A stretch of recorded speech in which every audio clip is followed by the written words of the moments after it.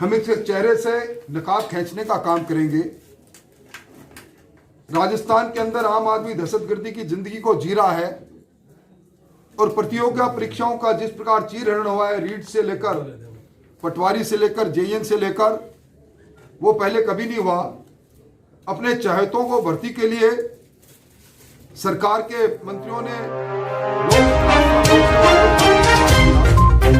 किसानों की जमीन नीलाम होनी चालू हो गई। चूरू जिले में भी 6000 से ज्यादा किसान हैं जिनके खाते एनपीए जा चुके हैं, जिन पर कभी भी नीलामी का नोटिस आ सकता है। और राजस्थान के अंदर बेरोजगारी की दर देश के अंदर हरियाणा के बाद सर्वाधिक है। सरकार की बजटीय घोषणा अमली जामा पहन नहीं पाई। हम इन सारे मुद्दों को लेकर बजट सत्र के अंदर सरकार को घुटनों के बल चलाने के लिए मजबूर कर देंगे। सर, नाथी का बड़ा पाली जिले के रोहित तहसील के बागेश्वर गांव की एक धार्मिक महिला थी। किदवंतियां ये कहती है कि जो भी उनके पास गया खाली हाथ नहीं आया।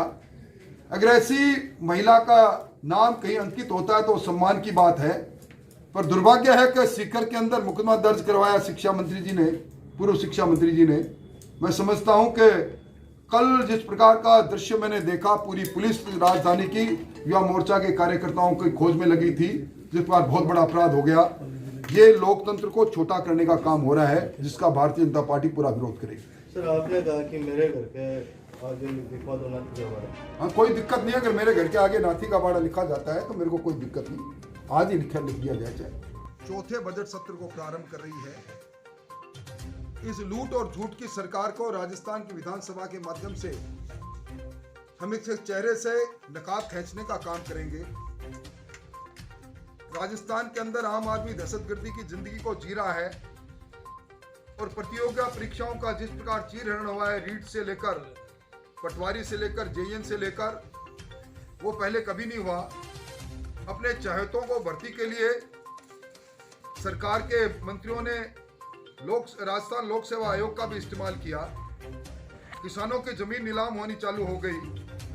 चूरू जिले में भी 6000 से ज्यादा किसान हैं जिनके खाते एनपीए घोषित किए जा चुके हैं, जिन पर कभी भी नीलामी का नोटिस आ सकता है। और राजस्थान के अंदर बेरोजगारी की दर देश के अंदर हरियाणा के बाद सर्वाधिक है। सरकार की बजटीय घोषणा अमली जामा पहन नहीं पाई। हम इन सारे मुद्दों को लेकर बजट सत्र के अंदर सरकार को घुटनों के बल चलाने के लिए मजबूर कर देंगे। लड़ाई के साथ अब तक जितने भी परीक्षाएं हुई है, वो सारी परीक्षाएं जो सरकार के रहते हुए सब संदेह के घेरे में आ गई, क्योंकि बिल्ली को दूध की रखवाली के लिए बैठाया और बिल्ली ने पूरा दूध चट कर दिया। आज कानून व्यवस्था को लेकर पूरे राजस्थान के अंदर एक मुद्दा बना हुआ है और विशेष तौर पर चूरू जिले के अंदर जेल में बैठे गैंगस्टरों ने कई दर्जन व्यापारियों को धमकी दी है। पुलिस के खुद के पास 4 एफआईआर में प्रमाण के जेल से गैंगस्टर की धमकी और रंगदारी के लिए आई हुई है, उन पर भी अब तक कोई कार्रवाई नहीं हुई।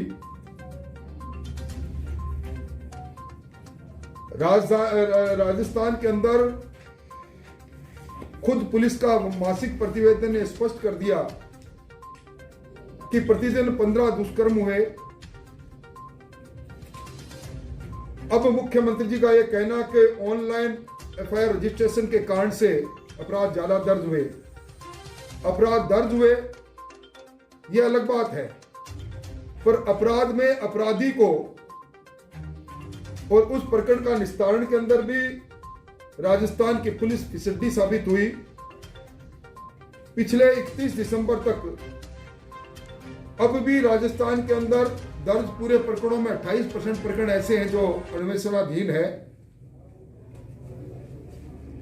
और पिछली बार जो भी बजट की घोषणाएं हुई,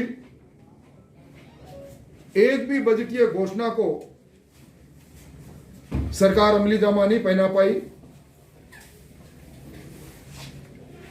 और इस सरकार के, जब ये सरकार अपने 3 वर्ष के कार्यकाल को पूरा कर रही है, चूरू जिले के अंदर एक भी ऐसा काम नहीं जिसको लेकर कहा जा सकता है कि चूरू जिले के अंदर गहलोत सरकार के समय में कोई काम हुए हैं। कुल मिलाके आने वाले बजट सत्र में